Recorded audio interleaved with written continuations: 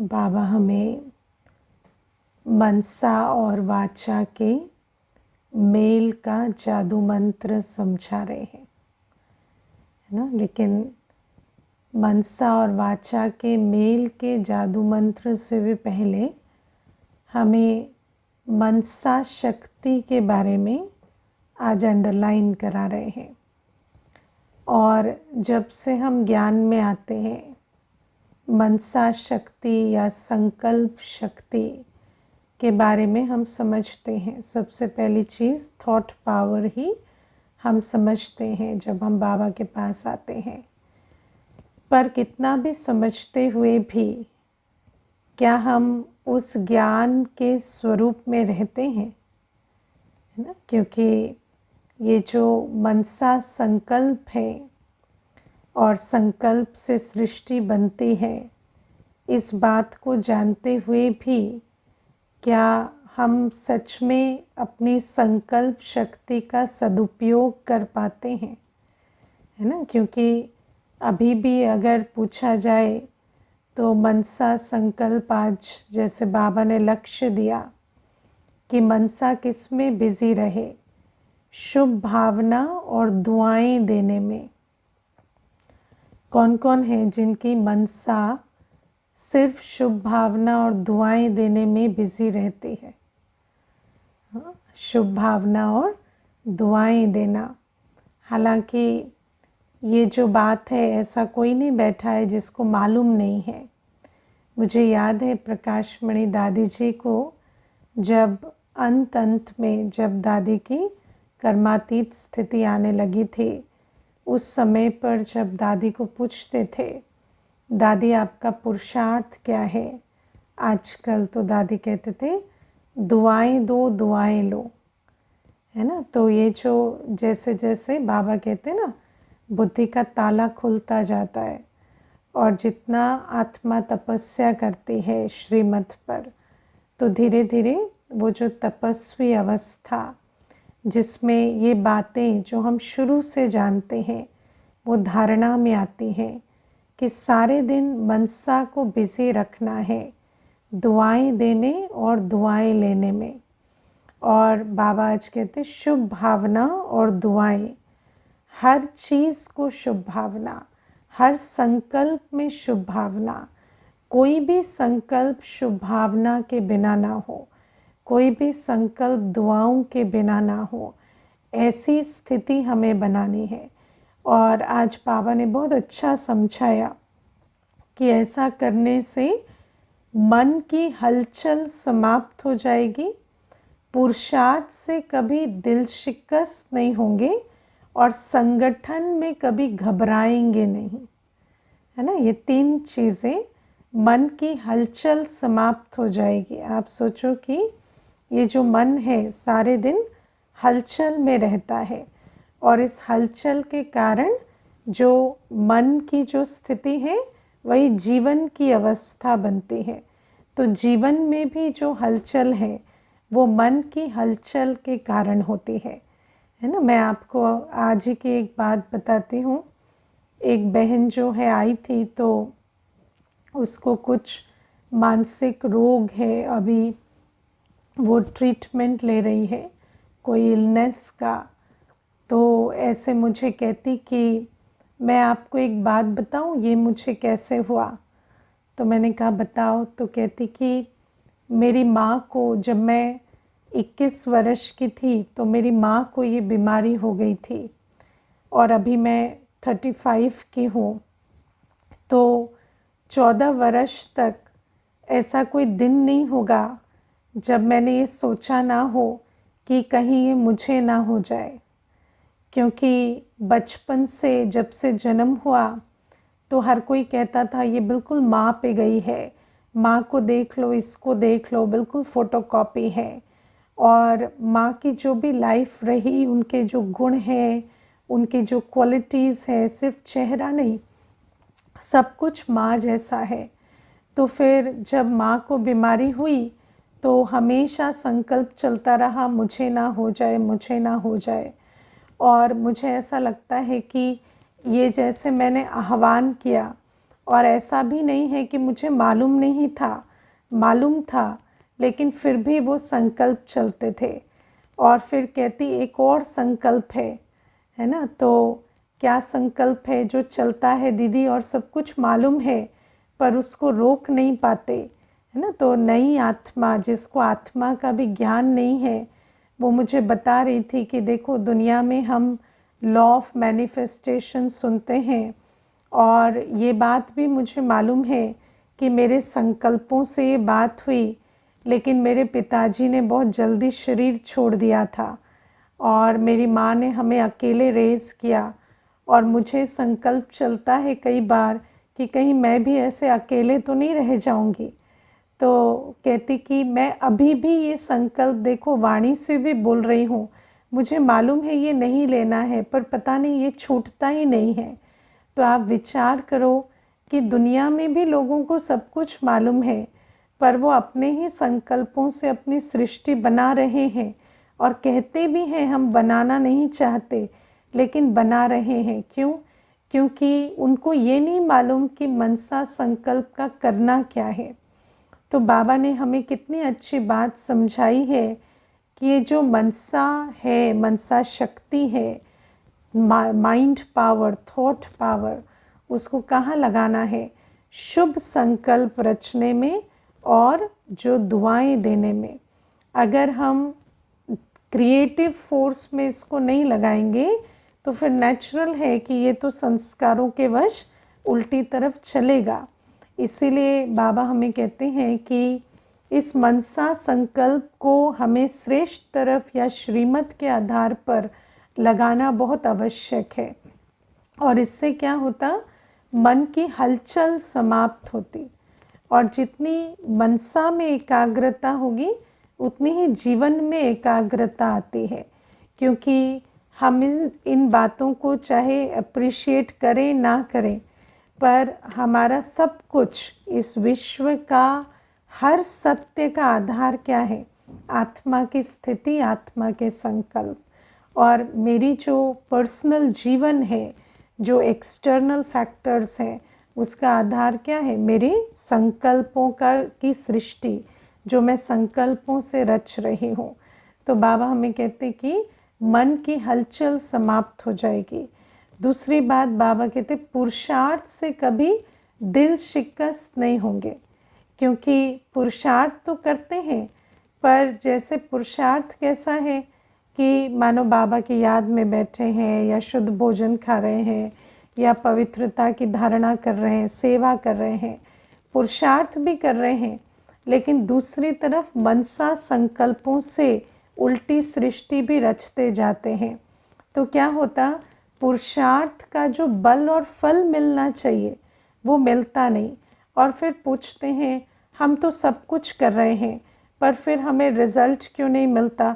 तो भाई अपने आप से पूछो क्यों नहीं मिलता, है ना। तो ये जो फिर पुरुषार्थ से दिल शिकस्त होते हैं, कहते हमें नहीं लगता कि कोई फ़ायदा है, इतना कुछ कर रहे हैं लेकिन उसका फल और बल ही नहीं मिल रहा।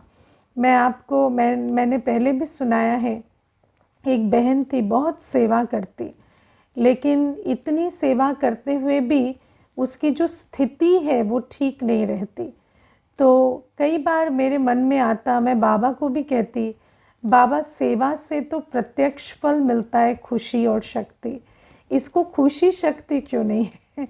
ठीक है बाकी चीज़ें नहीं है जीवन में, कोई बात नहीं, लेकिन खुशी शक्ति कैसे नहीं है? लेकिन जैसे जैसे और थोड़ा नज़दीक आए और वो अपनी बातें बताती, तो ऐसा लगता जैसे हर संकल्प में, जैसे है ना कई विकारों का समावेश, ईर्ष्यावश संकल्प, भयवश संकल्प, घृणावश संकल्प, क्रोधवश संकल्प, इतने संकल्प रच रही है। तो फिर ऐसे दिल में आया कि अगर ये संकल्पों का जो ड्रेनेज है वो ख़त्म नहीं होगा तो जमा का खाता कैसे बनेगा? इसीलिए ये जो पुरुषार्थ में दिल शिकस्त होते हैं, तो पुरुषार्थ में दोनों बातों का बहुत महत्व है। जो करना चाहिए वो करें, और जो ना करना चाहिए वो ना भी करें ना, क्योंकि कई बार जो करना चाहिए वो कर रहे हैं, लेकिन जो नहीं करने के लिए बाबा ने कहा कि मनसा संकल्पों को कभी विकारों के वश नहीं चलाना, उसका ध्यान नहीं रख रहे, तो ऐसा होता कि थोड़े समय के बाद पुरुषार्थ की विधि पर क्वेश्चन मार्क लगा देते कि ऐसे पुरुषार्थ से क्या फ़ायदा जो कुछ भी नहीं मिल रहा, ना खुशी आ रही ना शक्ति आ रही। तो आप खुद सोचो कि ऊपर से नल भर रहा है, नीचे से छेद है, पानी निकल रहा है, तो नेचुरल है कि बाल्टी तो भरेगी नहीं। तो ये भी बात है। तीसरी बात जो और भी बहुत इम्पोर्टेंट है कि संगठन में कभी घबराएंगे नहीं। आप देखो आजकल बहुत लोग कहते हैं हमें सोशल एंग्जाइटी होती है ना, और किनारा करते हैं। ये एक बहुत ऐसा फिनोमेना आ गया है कि हर व्यक्ति जो है आज किनारा करके चलना चाहता है। क्यों? क्योंकि जैसे ही आत्मा के संबंध संपर्क में आती है तो कई प्रकार के संस्कारों को उनको जैसे फेस करना पड़ता है। और आप देखो चाहे वो छोटा संगठन हो, परिवार का हो, ऑफिस का हो, कई आत्माएं ऐसी होती हैं, बहुत अच्छे वर्कर्स होते हैं, बहुत अच्छा काम जानते हैं, अपनी फील्ड में एक्सपर्ट होते हैं, लेकिन ऑफिस में संगठन में ना चल पाने के कारण जॉब्स नहीं कर पाते। कई ऐसे होते हैं सोसाइटी में नहीं चल पाते, क्योंकि सोसाइटी में भी है ना, जब ग्रुप में आते हैं तो कई प्रकार की आत्माओं के कई प्रकार के संस्कार देखकर घबराते हैं। तो बाबा हमें कहते हैं ये जो सारी घबराहट है, ये जो संगठन में घबराहट होती है, चाहे ईश्वरीय परिवार में भी तो भांति भांति के हैं ना। ऐसा तो नहीं है कि सब एक मुरली सुनते हैं तो एक जैसे हैं, है ना। मुरली सब एक सुनते हैं, लेकिन है तो सब वैरायटी। तो ये जो संगठन है, विभिन्न प्रकार के संगठन में जब हम जाते हैं, आप में से कौन कौन संगठन में मर्यादित और फियरलेस रह पाते हैं है ना। आप देखो कि एक होता है मर्यादा तोड़ के चलना संगठन में, तब तो क्या होता है, सोशल एक्सेप्टेंस होती है। लेकिन अगर आप मर्यादा में भी चलना चाहते हैं और फिर भय भी ना हो, निर्भय होकर चलना चाहते हैं, कोई घबराहट नहीं, तो उसके लिए भी मनसा शक्ति बहुत इम्पोर्टेंट है। क्योंकि मनसा में क्या होता है, छोटी बात को बड़ा बनाना, ये मन की बहुत अच्छी क्वालिटी है ना, विशेषता है। तो क्या होता है कि कोई छोटी सी भी बात होती है, किसी ने आपको रिकग्नाइज नहीं किया, किसी ने आपको एक्नॉलेज नहीं किया, किसी ने आपको ओम शांति नहीं किया, नमस्ते नहीं किया, किसी ने आपको ऐसे टेढ़ी आंख से देख लिया, किसी ने आपके पीछे दो बातें कर ली, किसी ने आपके सामने दो बातें कर ली, तो इन सारी बातों से क्या होता कि पीछे हटने का संस्कार जागृत होता कि भाई हमें नहीं जाना, हमें इन बातों में नहीं पड़ना।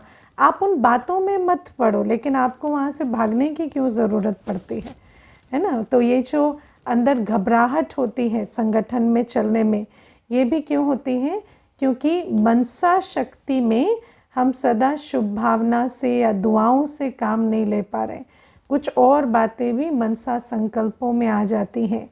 तो इसीलिए बाबा हमें कहते कि ये माइंड की ट्रेनिंग है ना, चाहे एकांत में बैठे हैं, चाहे किसी के साथ हैं, चाहे कोई कार्य कर रहे हैं, कोई भी कार्य कर रहे हैं, अपने आप को देखो हर स्टेज पर, है ना। चाहे आप सब्जी ही काट रहे हैं, है ना, तो ऐसे नहीं कि ऐसा ना हो जाए, ऐसी ना कट जाए, ऐसे ना खराब ना निकल जाए, है ना। कोई चीज़ भी बना रहे हैं तो संकल्पों में क्या चलता है, सदा शुभ भावना चलती है, दुआएं चलती हैं या ऑपोजिट। तो ये ट्रेनिंग अपने आप को देनी पड़ेगी। और फिर बाबा कहते हैं जिन बच्चों के अंदर इतनी अच्छी संकल्प शक्ति होती है, वो बच्चे जब वाचा की सेवा भी करते हैं तो उससे बहुत सफलता मिलती है। क्योंकि संकल्प शक्ति ऐसे नहीं है कि जब आप वाचा सेवा कर रहे हैं तब सोचें कि अच्छा हमें सिर्फ श्रेष्ठ संकल्प चलाने हैं, नहीं। क्योंकि संकल्प तो संस्कारों से आएंगे, और अगर वो संस्कार नहीं बदले हैं, अपने संकल्पों की जो लहर है उसको आपने परिवर्तन नहीं किया है, तो वाचा सेवा करते हुए भी कई प्रकार के संकल्प जो हैं वो चलने लगेंगे। और फिर वाचा से तो कह रहे हैं आप एक आत्मा हैं, लेकिन अंदर चल रहा है क्या ही आत्माएं कैसी हो गई हैं आजकल आत्माएं, है ना। आजकल तो ज्ञान किसी को सुनाना ही मुश्किल हो गया है। तो एक तरफ ज्ञान भी सुना रहे पर अंदर ऐसे भी चल रहा है। तो ये भी क्या है कि उनको तो आप आत्मिक स्थिति में स्थित करना चाहते हैं, लेकिन अंदर आपके ही आत्मिक दृष्टि या आत्मिक वृत्ति नहीं है। तो बाबा हमें कहते हैं कि ये जो सक्सेस है, जो सेवा की सक्सेस, जिसमें हम कहेंगे कि किसी आत्मा को आपने आत्मा का ज्ञान दिया, बाबा का की समझ दी, तो उस आत्मा का बुद्धि योग बाबा से जुड़े, उसको रियलाइजेशन हो कि सचमुच मैं आत्मा जो हूँ, मैं अपने शरीर से, ब्रेन से, मन से, बुद्धि से सबसे न्यारी इसकी मालिक हूँ, और आत्मा अपने स्वमान में स्थित हो सके, उसके लिए ये मनसा वाचा का जो मेल है, जो जादू मंत्र की तरह काम करता है, वो होना चाहिए। और ये सिर्फ ज्ञान की सेवा के लिए नहीं है, लेकिन ज्ञान तो हर चीज़ में है ना। अगर आत्मा ज्ञान स्वरूप है और उस ज्ञान स्वरूप में वो चाहे व्यापार कर रही है, व्यवहार में आ रही है, या परिवार संभाल रही है, या अलौकिक सेवा में है, किसी भी क्षेत्र में जब आप कोई भी बोल बोलते हैं तो आप चाहते क्या है, उस बोल से सिद्धि मिले ना। मानो आप बच्चे को ही कह रहे हैं चलो पढ़ लो, या आप बिज़नेस किसी और को कह रहे हैं, बिज़नेस में कह रहे हैं कि आप हम पे ट्रस्ट करके देखो, हम आपको डिलीवर करेंगे टाइम से। तो आप चाहते क्या है कि वो आपकी बात जो है वो सिद्ध हो। तो उस सिद्धि के लिए क्या चाहिए, ये जो मनसा शक्ति का फाउंडेशन बहुत स्ट्रॉन्ग चाहिए। तो ये जो बात है ये हमें बहुत अटेंशन बाबा आज दिला रहे हैं।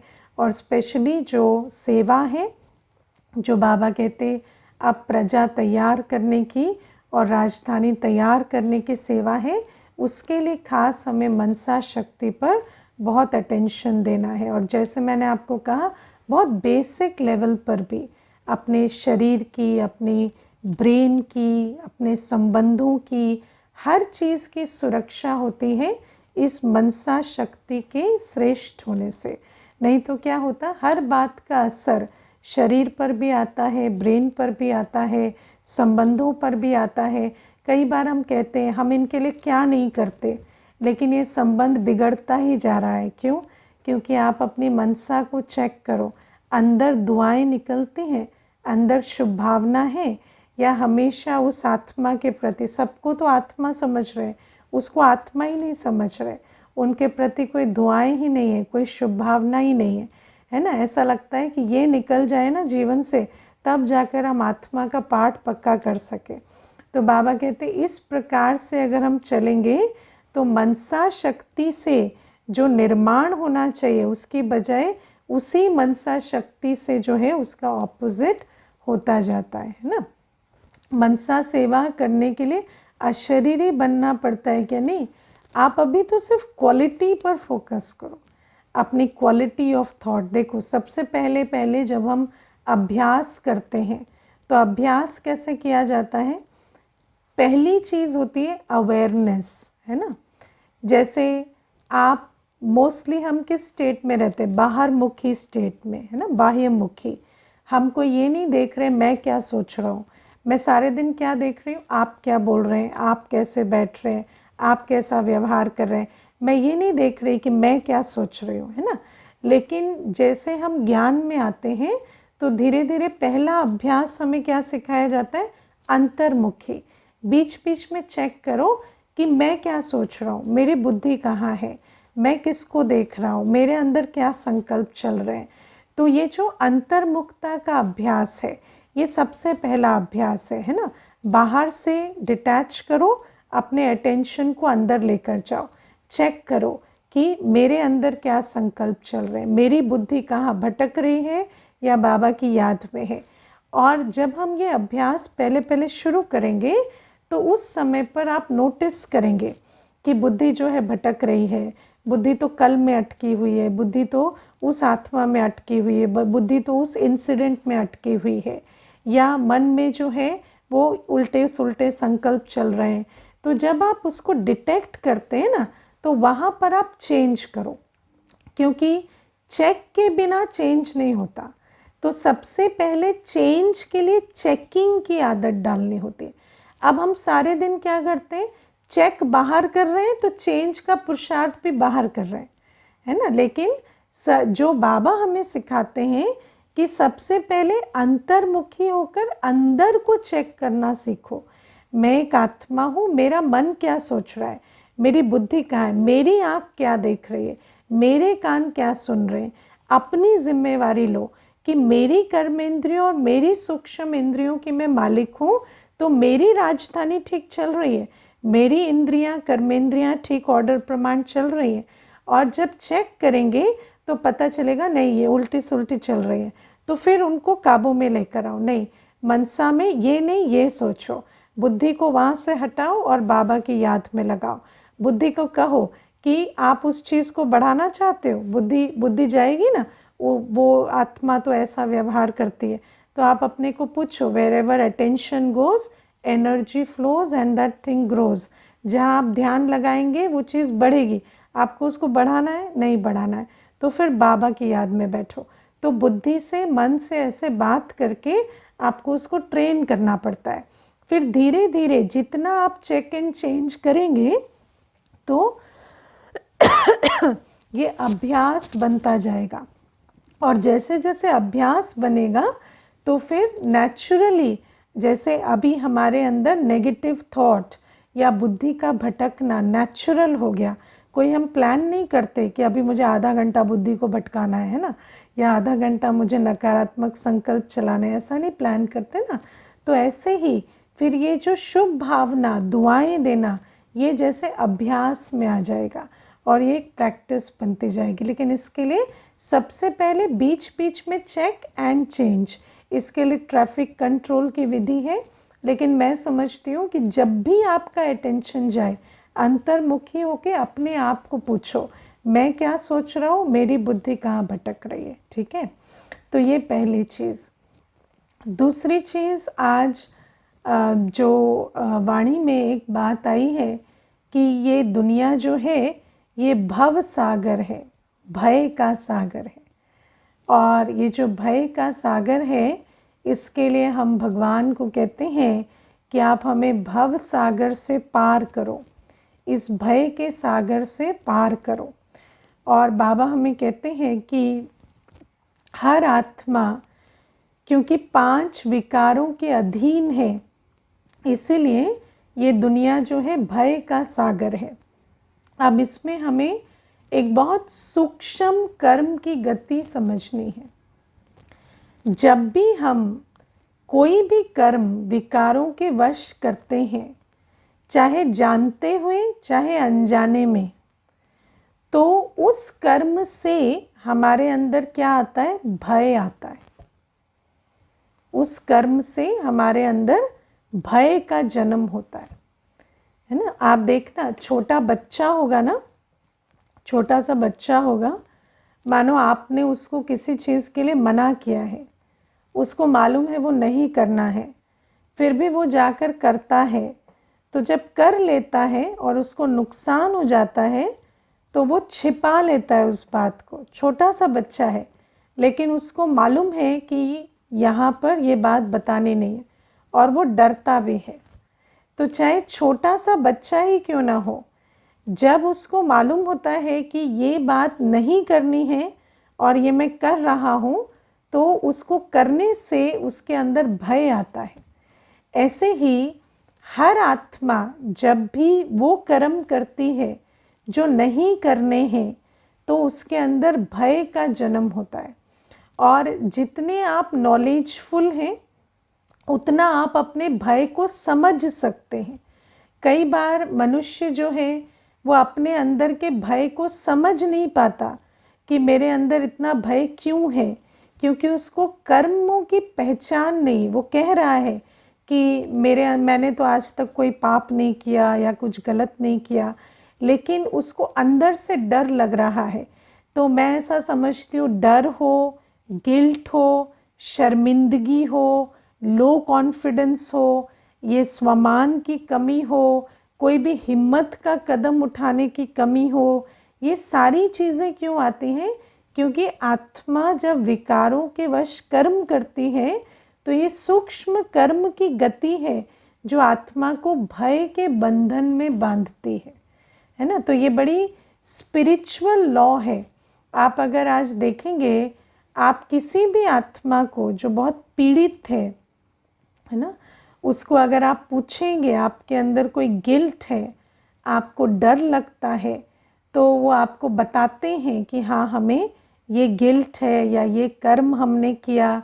इसीलिए तो बाबा हमें ये विधि भी बताते हैं ना। बाबा हमें जो भी श्रीमत देते हैं वो श्रीमत बहुत इम्पॉर्टेंट है, क्योंकि बाबा हमें कहते हैं अपनी जीवन कहानी, जो भी बातें आपको मालूम है कि हमसे काम क्रोध लोभ मोह अहंकार वश हुई, अभी जब हम बाबा के बनते हैं और हमें पहचान मिल जाती है कि इन विकारों के वश जो कर्म हुए वो कर्म पाप कर्म के खाते में जाते हैं, तो बाबा हमें कहते हैं कि अब ये विधि अपनाओ कि अपने सारे पापों का लेखा जोखा बाबा को सबमिट कर दो।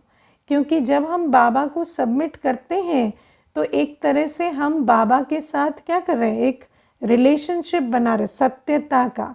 और इसमें फिर बाबा हमें कहते हैं कि मैं तुम्हें शक्ति देता हूँ उस बात को पार करने की।